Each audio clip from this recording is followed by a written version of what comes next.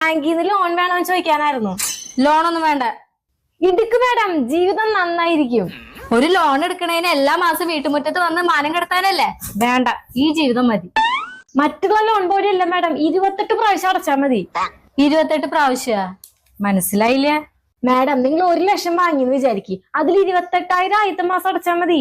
എന്തിന് 28,000 മാത്രാക്കിയ? ബാക്കിയുള്ളത് കൂടെ വാങ്ങായിരുന്നില്ലേ? ബാക്കിയുള്ളത് അടുത്ത മാസം വന്ന് വാങ്ങിച്ചോണ്ട്. മാഡം, വീട് ലോൺ എടുക്ക്. എടി, ഈ വീട് എന്റെ അല്ല. പിന്നാരുടെയാ? എടി, ഞാൻ ഈ വീട്ടിൽ മോഷ്ടിക്കാൻ വന്നതാ. മോഷ്ടിക്കാനാ? അപ്പൊ നീ കള്ളനാണല്ലേ?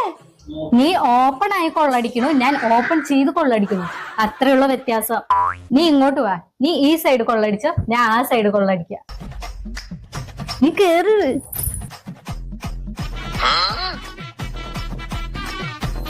നീ എന്തിനാ ഇങ്ങനെ നോക്കണേ?